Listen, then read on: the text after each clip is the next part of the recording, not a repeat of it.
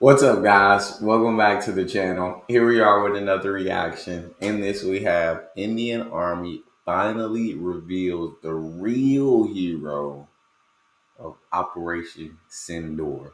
Before we dive in, if you guys happen to enjoy, please don't forget to subscribe, give the video a thumbs up, and let's figure it out. Who was the real hero? When people think about modern war, they usually imagine the cutting-edge air defense systems like the S-400, Facts. Akash, Spider, and Barak. These systems are often seen as the backbone of any country's defense. Around the world, many nations have retired their older air defense guns and moved on to newer, missile-based air defense systems. Yeah. During Operation Sindoor, India did deploy these advanced missile defense systems. However, since the majority of aerial threats sent by Pakistan were cheap drones, India relied heavily on upgraded versions of its decades-old air defense guns for close-range interception. I feel that. To truly understand their impact, we must You can't be wasting missiles, because missiles are very expensive. So you can't be wasting missiles on cheap drones, right? So use them with old, updated guns. Shoot them down at close range. begin with the threat these guns were up against.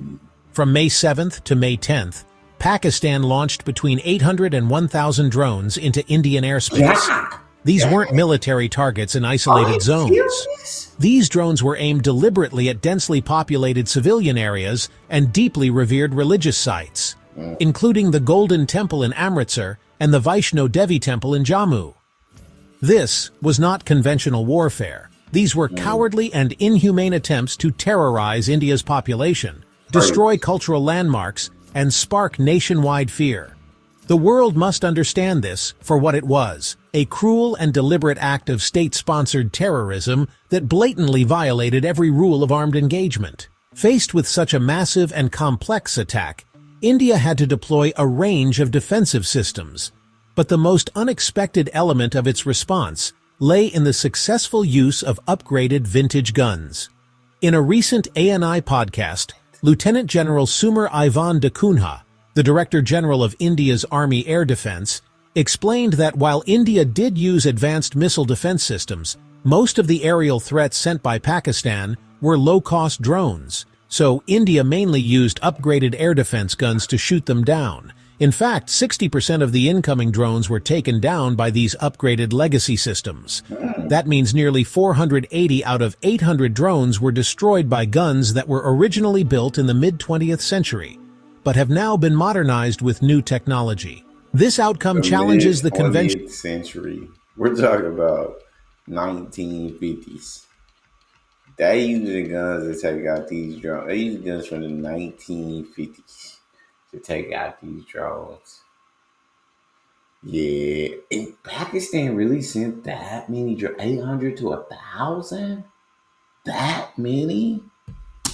conventional wisdom that only the latest and most expensive systems can ensure security. Before revealing exactly which guns were used, let's explore how this fits into India's broader air defense strategy. India's air defense strategy isn't just about flashy technology. It's about creating a layered shield that addresses every kind of threat. The Director General Sumer Ivan explained that India uses a multi-layered air defense network. Long-range systems like the S-400 handle threats hundreds of kilometers away. Mid-range systems like Akash and Spider tackle targets at medium distance.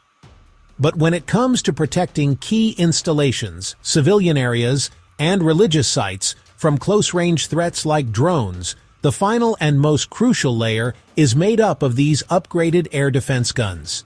They're fast, responsive, and perfect for defending at short distances. 3 upgraded gun systems were used: the L-70, the Zu-23, and the Shilka. To understand their real contribution, we must look at each system individually, starting with the first gun, L-70.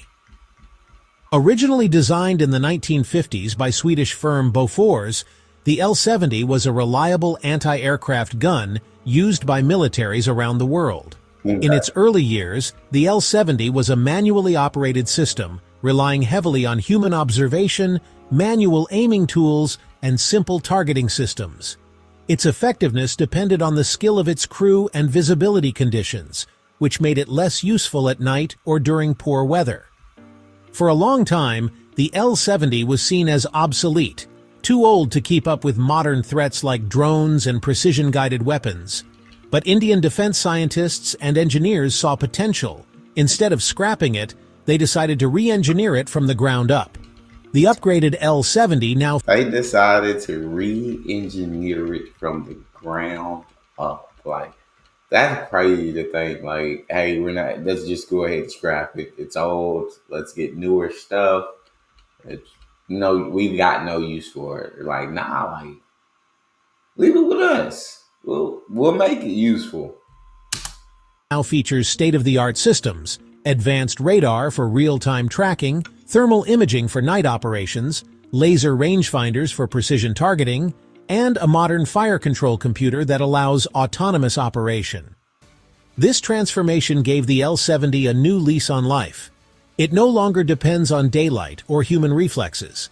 It can detect, track, and shoot down low-flying drones in total darkness, fog, or heavy rain, conditions under which the original model would have been blind and useless. The upgraded L-70 operates with the intelligence and speed of a modern machine. Its battlefield performance during Operation Sindoor made it clear this wasn't a nostalgic experiment. It was a lethal upgrade with real-world results. Now let's look at the second gun, the Zu-23, another Soviet-era weapon. It also received a revolutionary upgrade. The Zu-23 twin-barrel anti-aircraft gun was introduced by the Soviet Union in the 1960s. Originally, it was valued for its extremely fast rate of fire, up to 2,000 rounds per minute, but it had significant limitations. Crews had to find targets by looking with their eyes and move the barrels by hand using turning handles. Yeah, that is absolutely huge limitations compared to the world what we can do now. Hitting targets depended on simple sights and the skill of the operator, so it didn't work well at night or when visibility was bad. Ammo belts had to be loaded by hand, which caused breaks during continuous firing. Recognizing the Zu-23's raw firepower potential, Indian engineers undertook a comprehensive overhaul. They integrated radar systems capable of detecting small, fast-moving aerial threats and electro-optical cameras that relay live video feeds to an onboard computer. This computer now finds and locks onto targets by itself, quickly figuring out where and how to aim in just a fraction of a second. The old hand-operated wheels were replaced by motor-powered parts that let the gun move smoothly and quickly to aim accurately. Additionally, the ammo system was improved with a motorized belt, so the gun could keep firing without stopping to reload by hand.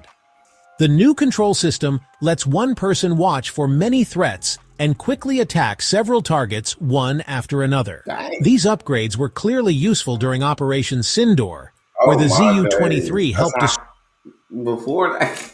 That's how you had to do it before. Nah. Destroy many drones very effectively. That's too slow. The last of the three important guns is the powerful Shilka, which was changed from an old machine into a modern high-tech weapon. The ZSU-23-4 Shilka started service in the early 1960s as a moving anti-aircraft gun. It had four 23mm guns on a tracked vehicle and used old radar and manual aiming to find targets. While strong for its time, the original Shilka struggled against modern threats because its radar was simple, it had no thermal cameras, and it depended on the crew's eyesight. The crew worked in small, unprotected spaces, and it wasn't well connected to other air defense systems. India's defense teams worked hard to upgrade the Shilka to a modern weapon. They replaced the old radar with a new digital radar that can see farther, clearer, and track many targets at once. They added thermal and night cameras to help operators see well even in the dark or bad weather. A smart computer now combines radar and camera info, quickly calculating where to shoot and controlling all four guns to fire together for best effect. The old manual controls were replaced with an easy-to-use digital system, so the crew can pick targets, change settings, and switch between manual and automatic firing fast. The Shilka also got stronger armor and better communication tools, so it can work safely with soldiers and tanks nearby. During Operation Sindoor, the upgraded Shilka showed how deadly it was by firing steady shots that destroyed groups of drones. Its speed and accuracy in hitting many targets under any conditions made it a key part of India's last line of defense. Together, these systems form the backbone of India's close-range defense. The L-70, Zu-23, and Shilka didn't work alone. They operated in perfect coordination with long-range and mid-range systems. I But feel when it that. came to low-flying, slow-moving drones sneaking into Indian skies, these guns were the last line of defense, and they delivered. Respect. They shot down nearly 480 drones, saving countless lives, preserving critical infrastructure, and protecting places of faith and worship that were deliberately targeted. This victory wasn't luck. It was the result of over a decade of hard work by Indian engineers, scientists, and defense planners who believed that old tools could be reborn for new battles. I love that. While other countries rushed to buy newer and more expensive weapons, India showed that true innovation doesn't always mean starting fresh.